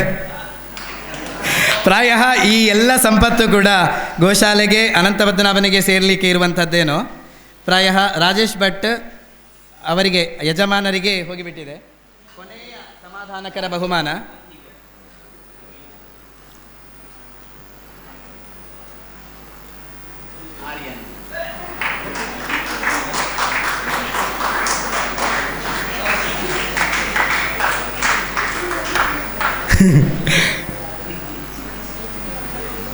ಅಂತೂ ಗುರುಗಳ ಒಂದು ಹಸ್ತದಿಂದ ಏನು ಅದರ ಫಲಿತಾಂಶ ಪ್ರಾಯ ಮಧ್ವವಿಜಯದ ಈ ಚಿಂತನೆ ಪ್ರಾಣದೇವರ ಅಂತರ್ಯಾಮಿಯಾದ ಭಗವಂತನಿಗೆ ಅರ್ಪಣೆ ಆಗಿದೆ. ಇಲ್ಲದಿದ್ದರೆ ಪ್ರತಿಯೊಂದು ಕೂಡ ಭಗವಂತನ ಹೆಸರಿನಲ್ಲಿ ಅನಾಮಧೇಯವಾಗಿ ಕೊಟ್ಟಂತಹ ಹೆಸರಿಗೆ ಎಲ್ಲವೂ ಕೂಡ ಹೋಗಿದೆ ಅಂತ ಹೇಳಿದರೆ, ಎಲ್ಲ ಭಕ್ತರು ಕೂಡ ಒಳ್ಳೆಯ ಮನಸ್ಸಿನಿಂದ ಪ್ರಾಯ ಇದಕ್ಕೆ ದುಡ್ಡು ಕೊಟ್ಟಿದ್ದೀರಿ ಅಥವಾ ಏನೋ ಒಂದು ಇದು ಅದೃಷ್ಟ ಚೀಟಿಯ ಮುಖಾಂತರ ಗೋಸೇವೆಯನ್ನು ಮಾಡಿದ್ದೀರಿ ಅಂತ ನಾನು ಭಾವಿಸ್ತೇನೆ. ಯಾಕಂದರೆ ಇದು ಸಾಮಾನ್ಯ ಅಲ್ಲ. 1, 2 ಬಂದರೆ ನಾನು ಒಪ್ತೇನೆ. ನಿಮ್ಮ ಎದುರಿಗೆ ಎಲ್ಲ ಚೀಟಿಗಳನ್ನು ಒಟ್ಟು ಮಾಡಿತ್ತು, ಎಲ್ಲರ ಚೀಟಿಗಳೂ ಅದರಲ್ಲಿತ್ತು. ಮತ್ತೆ ಪುನಃ ಮೇಲೆ ಕೆಳಗೆ ಮಾಡಿ 10 ಸರ್ತಿ ಎಲ್ಲರೂ ಮಾಡಿ ಮತ್ತೆ ತೆಗೆದಾಗಲೂ ಕೂಡ ಎಲ್ಲದರಲ್ಲೂ ಅದೇ ಬಂದಿದೆ ಅಂತ ಹೇಳಿದರೆ, ಪ್ರಾಯ ದೇವರಿಗೆ ನಿಷ್ಕಾಮ ಕರ್ಮದಲ್ಲಿ ಅತ್ಯಂತ ಹೆಚ್ಚು ಪ್ರೀತಿ. ಯಾವುದೇ ರೀತಿಯ ಫಲದ ಅಪೇಕ್ಷೆ ಇಲ್ಲದೆ ಆ ಕರ್ಮವನ್ನು ಮಾಡಬೇಕು ಎಂಬುದರಲ್ಲಿ ದೇವರಿಗೆ ಅತ್ಯಂತ ಪ್ರೀತಿ ಇರುವಂಥದ್ದು. ಕಾರ್ಕಳದ ಜನತೆಯ ಎಲ್ಲ ಕರ್ಮಗಳು ಆ ಗೋಪಾಲಕೃಷ್ಣನಿಗೆ ಅರ್ಪಿತ ಆಗಿದೆ ಅಂತ ನಾನು ಭಾವಿಸ್ತೇನೆ. ಯಾಕಂದರೆ ಇದಕ್ಕಿಂತ ಹೆಚ್ಚಿನ ಒಂದು ಹೇಳಲಿಕ್ಕೆ ನನ್ನಿಂದ ಸಾಧ್ಯ ಇಲ್ಲ. ಎಲ್ಲರ ಮನೆಯೂ ಬೆಳಗಲಿ, ಗೋಪಾಲಕೃಷ್ಣನ ಅನುಗ್ರಹದಿಂದ ಎಲ್ಲರ ಸಮಸ್ಯೆಗಳೂ ಕರಗಲಿ. ಯಾವ ಉದ್ದೇಶದಿಂದ ಈ ಕರ್ತವ್ಯವನ್ನು ಮಾಡಿದ್ದೀರೋ ಎಲ್ಲರಿಗೂ ಕೂಡ ಭಗವಂತ ಅಭೀಷ್ಟಪ್ರದನಾಗಲಿ ಅಂತ ಗುರುಗಳ ಅಂತರ್ಯಾಮಿ ಆಗಿರುವ ಭಗವಂತನಲ್ಲಿ ವಿಶೇಷವಾಗಿ ಗುರುಗಳು ಪ್ರಾರ್ಥನೆ ಮಾಡಿಕೊಳ್ತಾ ಇದ್ದಾರೆ. ಇದು ಬಿಡುಗಡೆ ಆಗಿರುವಂಥದ್ದು. ಆದ್ದರಿಂದ ಗುರುಗಳಲ್ಲಿ ಮತ್ತೆ ನಾನು ಈ ಒಂದು ಕರ್ತವ್ಯವನ್ನು, ನಮ್ಮ ಈ ಒಂದು ಸೇವೆಯನ್ನು ಗುರುಗಳು ಯಾವುದೇ ಒಂದು ಫಲಾಪೇಕ್ಷೆ ಇಲ್ಲದೆ ಒಳ್ಳೆಯ ರೀತಿಯಲ್ಲಿ ಇಡೀ ಕಾರ್ಕಳದ ಜನತೆಯನ್ನು 4 ದಿನದಿಂದ ತಿದ್ದುತ್ತಾ ಇದ್ದಾರೆ. ನಾನು ಆಗಲೇ ಹೇಳಿ ಆಯಿತು ಆ ವಿಷಯವನ್ನು.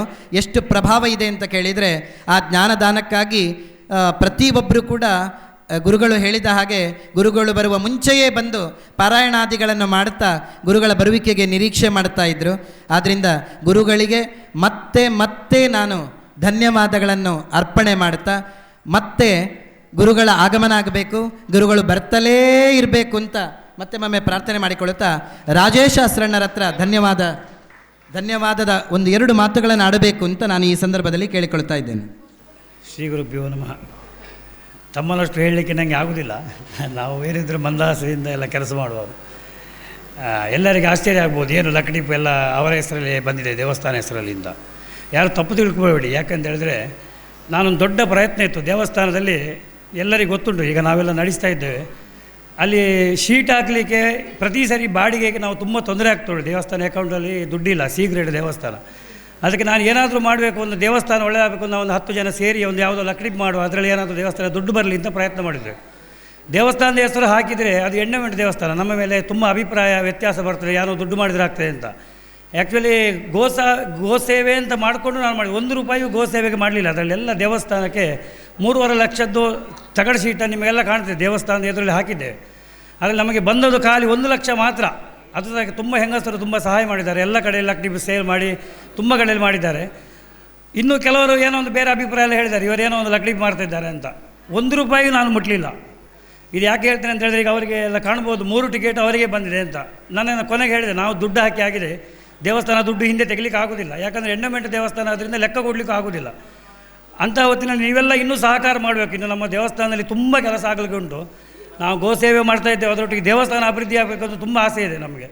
ಅದಕ್ಕೆಲ್ಲ ಗುರುಗಳ ಇದರಲ್ಲಿ ನಾನು ಹೇಳ್ತಾ ಇದ್ದೇನೆ, ಎಲ್ಲರೂ ಒಗ್ಗಟ್ಟಿನಿಂದ ದೇವಸ್ಥಾನಕ್ಕೆ ನಾವು ಮಾಡೋದು ದೇವರಿಗೆ ಅಂತ ಒಂದು ಸಂಕಲ್ಪ ಇಟ್ಕೊಂಡು ನಾವು ಮಾಡೋಣ.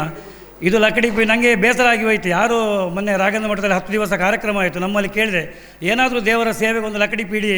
ಯಾರು ಕೇಳಿದ್ರು ನನಗೆ ಪುರ್ಸೋದಿಲ್ಲ ಹೇಳ್ತಾರೆ. ನಾನು ಮತ್ತೆ ಹೇಳಿದೆ ಮನೆಯವ್ರ ಹತ್ರ, ಯಾರು ಬೇಡ, ನನ್ನ ಹೆಸರಲ್ಲಿ ತೆಗೆದುಬಿಡು, 3 ಲಕ್ಷ ಹೋಗಲಿ, ತೊಂದರೆ ಇಲ್ಲ ದೇವರಿಗೆ ಅಂತ. ಯಾರು ಇನ್ನು ಮುಂದೆ ಯಾರು ಇದು ಮಾಡಬೇಡಿ. ಯಾಕಂತ ಹೇಳಿದ್ರೆ ಎಲ್ಲರಿಗೆ ದೇವರಿಗೆ ಡೊನೇಷನ್ ಕೊಡಲಿಕ್ಕೆ ಆಗೋದಿಲ್ಲ. ಒಂದು 100 ರೂಪಾಯಿ ಟಿಕೆಟ್ ತೆಗೆದ್ರೆ ನಮ್ಮಂಥ ದೇವಸ್ಥಾನ ಗೋ ಸೇವೆ ಎಲ್ಲ ನಡೀತದೆ. ಇದಕ್ಕೋಸ್ಕರ ಎಲ್ಲ ನೀವು ಸಪೋರ್ಟ್ ಮಾಡಿದ್ರೆ ಬರುವ ವರ್ಷ ಇದಕ್ಕಿಂತ ಜಾಸ್ತಿ ನಿಮಗೆಲ್ಲ ಸಿಗ್ಬೋಂಥ ಬಹುಮಾನ. ಈಗ ನಾನು ಏನು ಸ್ಕೂಟರ್ ತಗೊಳ್ಳಿಲ್ಲ ಇನ್ನು, ಯಾರಿಗೆ ಬಂದರೆ ತೆಗೆದುಕೊಡ್ತೇನೆ ಅಂತ ಹೇಳಿದೆ. ನನ್ನ ಕೈಯಿಂದ ಹೋದ್ರೂ ತೊಂದರೆ ಇಲ್ಲ, ತೆಗೆದುಕೊಡ್ತೇನೆ ಅಂತ ಹೇಳಿದ್ದೇನೆ. ಯಾಕಂದರೆ ಅವನು ಹೇಳಲಿಕ್ಕೆ ಸ್ವಲ್ಪ ನಾಚಿಕೆ ಬರ್ತಾನೆ. ನನಗೆ ಹಾಗೇನಿಲ್ಲ, ಯಾಕಂತ ಹೇಳಿದ್ರೆ ನಾನು ಹಾಕಿದ್ದೇನೆ ದುಡ್ಡು ದೇವರಿಗೆ. ನಾನು ಆ ಸುಬ್ರಹ್ಮಣ್ಯನಲ್ಲಿ ನನಗೇನು ದೇವಸ್ಥಾನದ ಡಬ್ಬಿ ಸಿಗೋದು ಎಲ್ಲ ಹೇಳ್ತಾರೆ, ಅವನಿಗೆ ಬೇಕಾದ್ರೆ ಸಿಗ್ತದೆ ಅಂತ. ನಾವು ಎಲ್ಲೆಲ್ಲಿ ಸಾಲ ಮಾಡಿ ದೇವರಿಗೆ ಒಂದು ಇಂಥ ಗುರುಗಳು ಬರಬೇಕು, ಎಲ್ಲರಿಗೆ ಒಂದು ಮಧ್ವಾಚಾರ್ಯ ಯಾರು ಅಂತ ಕಾಣಬೇಕು ಅಂತ ನಾನು ಮಾಡಿದ್ದೆ. ಯಾಕಂದ್ರೆ ನನಗೇನು ಇದು ಹೆಸರು ಬರಲಿಕ್ಕೆ ಮಾಡಿದ್ದಲ್ಲ, ನಾವು ಆ ವಂಶದಲ್ಲಿ ಬೆಳೆದಿದ್ದೇವೆ. ಇಂಥ ಗುರುಗಳು ಬಂದು ಒಂದು ಒಳ್ಳೆಯ ಮಾತನ್ನು ಹಾಡಿದರೆ ಎಲ್ಲರೂ ಇಲ್ಲಿ ಒಗ್ಗಟ್ಟಾಗಲಿ ಅಂತ. ನನಗೆ ನೋಡುವಾಗ ನಮಗೆ ನಾಚಿಕೆ ಆಯ್ತಲ್ಲ, ನಾನೇ ತೆಗೆದೆ ಅಂತ ಹೇಳಿದಾಗ ನಾನೇ ಮಾತಾಡ್ತೇನೆ ಅಂತ ಹೇಳಿದೆ. ಯಾಕಂದರೆ ನನಗೆ ಯಾವುದೇ ಅಪೇಕ್ಷೆ ಇಲ್ಲ, ನನಗೆ ಸ್ಕೂಟರ್ ತಗೊಳ್ಬೇಕು, ಬಂಗಾರ ತಗೊಳ್ಬೇಕು ಯಾವುದಿಲ್ಲ. ನಾನು ಇದ್ದದ್ದನ್ನು ಕೆರೆಗೆ ಚೆಲ್ಲುವವನು. ಇದು ಯಾಕೆ ಹೇಳ್ತೇನೆ ಅಂತ ಹೇಳಿದ್ರೆ, ಎಲ್ಲ ಸ್ವಾಮಿಗಳಿಗೆ ತಪ್ಪು ಅಭಿಪ್ರಾಯ ಬಾರ್ದು, ನಾನು ಮಾಡೋದೆಲ್ಲ ನಾನು ನನ್ನ ಹೆಸರಲ್ಲಿ ತೆಗೆದುಬಿಡು ಅಂತ ಹೇಳಿದೆ ಟಿಕೆಟ್ ಕೊನೆಗೆ. ಯಾಕಂದರೆ ಆ ಟಿಕೆಟ್ ಹಾಳಾಗಬಾರ್ದು ದೇವಸ್ಥಾನದ್ದು ಅಂತ. ಇನ್ನು ಮುಂದಕ್ಕೆ ಎಲ್ಲರೂ ತುಂಬ ಸಪೋರ್ಟ್ ಮಾಡಿದ್ರಿ. ಒಂದು 100ರಲ್ಲಿ 25% ಮಾತ್ರ ಅಂತ ಕಾಣ್ತಾ ಉಂಟು ನನಗೆ. ಯಾರು ಹೇಳಿದರು 3-4 ಪುಸ್ತಕ ಕೊಟ್ಟರು, ಹಿಂದೆ ಕಳಿಸಿದರು, ನಮಗೆ ಬೇಡ ಒಂದು ಟಿಕೆಟ್ ಸಾಕು ಅಂತ. ನಾನು ಕೃಷ್ಣಾರ್ಪಣ ರೂಪದಲ್ಲಿ ದೇವರಿಗೆ ಕೊಟ್ಟಾಗಿದೆ, ಅದು ಮೊದಲೇ ಕೊಟ್ಟಿದ್ದೇನೆ. ಎಷ್ಟು ಕಷ್ಟ ಬಿಟ್ಟಿದ್ದೇನೆ ಅಂತ ಅಲ್ಲಿ ಇದ್ದವರಿಗೆ ಗೊತ್ತು. ಯಾಕಂದರೆ ನಮ್ಮ ದೇವಸ್ಥಾನ ರಾಷ್ಟ್ರೀಯ ಸ್ಮಾರಕ, ಆರ್ಕಲಾಜಿ ಸೆಂಟ್ರಲ್ ಗೌರ್ಮೆಂಟ್. ನಾನು ತೆಗಿಂತವನು ಈಗ ತೆಗಿ ಅಂತ ಹೇಳ್ತಾ ಇದ್ದೇನೆ ಸೀಟ್ ಹಾಕುವಾಗ. ನಾನು ಮತ್ತು ಶ್ರೀನಿವಾಸ ಪೂಜಾರಿ ಅವರಿಗೆ ಯಾರಿಗೋ ಹೇಳಿ ಈಗ ನಿಲ್ಲಿಸಿ ಅದನ್ನೊಂದು ಭದ್ರತೆ ಮಾಡಿದೆ. ಯಾಕಂತ ಹೇಳಿದ್ರೆ ಪ್ರತಿ ವರ್ಷ ನಮಗೆ ತಗಡು ಸೀಟಿಗೆ 1 ಲಕ್ಷ 2 ಲಕ್ಷ ಖರ್ಚಾಗ್ತದೆ. ನಮ್ಮಲ್ಲಿ ದೇವಸ್ಥಾನದಲ್ಲಿ ಅಕೌಂಟಲ್ಲಿ ದುಡ್ಡಿಲ್ಲ ದೇವಸ್ಥಾನದಲ್ಲಿ. ನಾವೆಲ್ಲ ಭಕ್ತರಲ್ಲಿ ಅದು ಇದು ಕಲೆಕ್ಷನ್ ಮಾಡಿ ಮಾಡ್ತಾ ಇದ್ದೇವೆ. ನೀವೆಲ್ಲರೂ ಇನ್ನು ದೇವಸ್ಥಾನದಲ್ಲಿ ಇದು ಯಾಕೆ ಇಲ್ಲಿ ಅಲ್ಲಿಯ ವಿಷಯ ಇಲ್ಲಿ ಹೇಳಬಾರ್ದು. ಆದರೂ ದೇವಸ್ಥಾನಕ್ಕೆ ಬ್ರಹ್ಮಕಲಶ ಆಗಿದೆ 25 ವರ್ಷ ಆಯಿತು. ಎಲ್ಲ ದೇವಸ್ಥಾನದಲ್ಲಿ 12 ವರ್ಷಕ್ಕೊಮ್ಮೆ ಬ್ರಹ್ಮಕಲಶ ಆಗ್ತದೆ. ನಾವೆಲ್ಲ ಒಗ್ಗಟ್ಟು ಸೇರಿ ದೇವರ ಕೆಲಸ ಆಗಬೇಕು. ಇವತ್ತು ಈ ಗುರುಗಳ ಸನ್ನಿಧಾನದಲ್ಲಿ ಆ ಬ್ರಹ್ಮಕಲಶಕ್ಕೆಲ್ಲ ನಾವು ಒಂದು ಒಳ್ಳೆಯ ಅಭಿಪ್ರಾಯ ಪಟ್ಕೊಂಡು ಇವತ್ತೇ ನಾಂದಿ ಹಾಡಿ ಇಂಥ ಒಂದು ಒಳ್ಳೊಳ್ಳೆ ಕೆಲಸಕ್ಕೆ ನಿಮ್ಮೆಲ್ಲ ಸಹಕಾರ ನನಗೆ ಸಿಗಲಿ ಅಂತೇಳಿ ನನ್ನ 2 ಮಾತನ್ನು ಮುಗಿಸ್ತಾ ಕ್ಷಮಿಸಿ ಅಂತ ಕೇಳ್ತಾ ಇದ್ದೇನೆ. ಮುಂದಕ್ಕೆ ಮಧ್ವವಿಜಯ ಪ್ರವಚನದ ಮಂಗಲ ಮಹೋತ್ಸವದ ಮಂಗಲ ಮಂತ್ರಾಕ್ಷತೆ, ಅನುಗ್ರಹ ಮಂತ್ರಾಕ್ಷತೆ, ಮಂಗಲ ಮಂತ್ರಾಕ್ಷತೆ ನಡೀಲಿಕ್ಕಿದೆ. ಗುರುಗಳು ಹೇಳಿದ್ದಾರೆ ನಿಷ್ಕಾಮ ಕರ್ಮ ಅಂತ. ನಮಗೆ ಪ್ರತ್ಯಕ್ಷ ದರ್ಶಿಗಳು ರಾಜೇಶ್ ಆಸರಣ್ಣರು ನಾನು ಚಿಕ್ಕ ಹುಡುಗರಿಂದ ನೋಡಿದ್ದೇನೆ. ಇವತ್ತಿಗೂ ಕೂಡ ಅವರು ಕರ್ಕೊಂಡು ಹೋಗ್ತಾರೆ. 70-80 ಮುದುಕರನ್ನು ಮಾಣಿಗಳನ್ನಾಗಿ ಮಾಡಿ ಕರ್ಕೊಂಡು ಹೋಗಿ ಎಲ್ಲ ಊರು ಸುತ್ತಿಸಿ 10 ಪೈಸೆ ಲಾಭ ಇಲ್ಲದೆ ತನ್ನದ್ದೇ ಹಾಕಿ ತಾನೇ ದುಡಿದು ಪಾತ್ರ ತೊಳೆದು ಮಾಡಿದ್ದಾರೆ. ಇಂಥ ಪುಣ್ಯಾತ್ಮರಿಗೆ ನಾವು ಖಂಡಿತ ಎಲ್ಲರೂ ಸಪೋರ್ಟ್ ಮಾಡಬೇಕು. ಭಾರತ್ ಮಾತಾ ಕಿ ಜೈ, ವೈಷ್ಣವದ್ವಪದಿಗೆ ಜೈ, ಮಧ್ವಾಚಾರ್ಯಕ್ಕೆ ಜೈ, ಗೋವಿಂದ.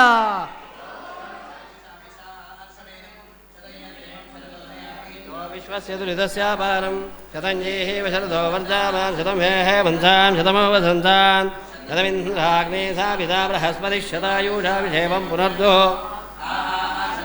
ದಂತಾಪರರಾಗಾಃ ಪುನರ್ನವಾನ್ ಸರ್ವಾಂಗ ಸರ್ವಂದೇ ಚಕ್ರರ್ವಸ್ಸರ್ವಮಾಶ್ಯತೆ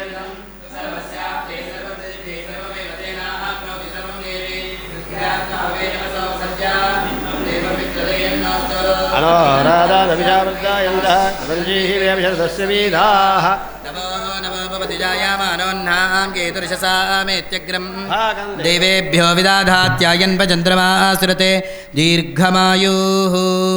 ಎಲ್ಲ ಭಗವದ್ಭಕ್ತರು ಬಂದು ಮಂಗಲ ಮಂತ್ರಾಕ್ಷತೆಯನ್ನು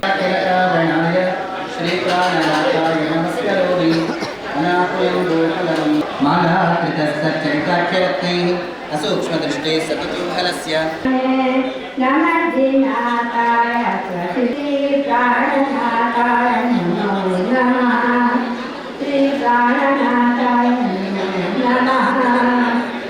ಪೂರ್ವೇಪಿ ಕರ್ದಮ ಪರಾಶರ ಪಾಂಡುಮುಖ್ಯಾಃ ಯತ್ಸೇವಯಾ ಗುಣಗಣಾಢ್ಯಮಪತ್ಯಮಾಪುಃ ಸಂಪೂರ್ಣ ಸದ್ಗುಣತನುಂ ಕರುಣಾಮೃತಾಬ್ಧಿಂ ನಾರಾಯಣಂ ಕುಲಪತಿಂ ಶರಣಂ ವ್ರಜೇಮ. ಪೂರ್ವೇಪಿ ಕರ್ದಮ ಪರಾಶರ ಪಾಂಡುಮುಖ್ಯಾಃ ಯತ್ಸೇವಯಾ ಗುಣಗಣಾಢ್ಯಮಪತ್ಯಮಾಪುಃ ಸಂಪೂರ್ಣ ಸದ್ಗುಣತನುಂ ಕರುಣಾಮೃತಾಬ್ಧಿಂ ನಾರಾಯಣಂ ಕುಲಪತಿಂ ಶರಣಂ ವ್ರಜೇಮ. पूर्वेऽपि कर्दमपराशरपाण्डुमुख्याः यत्सेवया गुणगणाढ्यमपत्यमापुः सम्पूर्णसद्गुणतनुं करुणामृताब्धिं नारायणं कुलपतिं शरणं व्रजेमान् पूर्वेऽपि कर्दमपराशरपाण्डुमुख्याः यत्सेवया गुणगणाढ्यमपत्यमापुः सम्पूर्णसद्गुणतनुं करुणामृताब्धिं नारायणं कुलपतिं शरणं व्रजेमान् पूर्वेऽपि कर्दमपराशरपाण्डुमुख्याः यत्सेवया गुणगणाढ्यमपत्यमापुः सम्पूर्णसद्गुणतनुं करुणामृताब्धिं ನಾರಾಯಣಂ ಕುಲಪತಿಂ ಶರಣಂ ವ್ರಜೇಮ. ಗುರುಗಳು ನಿನ್ನೆ ಅಂದಂತೆ ಈ ಶ್ಲೋಕವನ್ನು ಗುರುಗಳು ನಿನ್ನೆ ಉಪದೇಶ ಕೊಟ್ಟಿದ್ದಾರೆ. ಎಲ್ಲರೂ ಮನೆಯಲ್ಲಿ ಇದನ್ನು ಪ್ರತಿನಿತ್ಯ ಹೇಳೋಣ, ಭಗವಂತನ ಅನುಗ್ರಹಕ್ಕೆ ಪಾತ್ರರಾಗೋಣ ಅಂತ ಮತ್ತೆ ಮತ್ತೆ ಹೇಳ್ತಾ ಶ್ರೀಕೃಷ್ಣಾರ್ಪಣ. ಅತ್ಯಾಧುನಿಕ ಸುದ್ದಿ ಅಪ್ಡೇಟ್ಗಳು ಮತ್ತು ಮುಖ್ಯವಾದ ವಿಷಯಗಳನ್ನು ತಿಳಿಯಲು NP ನ್ಯೂಸ್ ಯೂಟ್ಯೂಬ್ ಚಾನಲ್ ಅನ್ನು ಸಬ್ಸ್ಕ್ರೈಬ್ ಮಾಡಿ.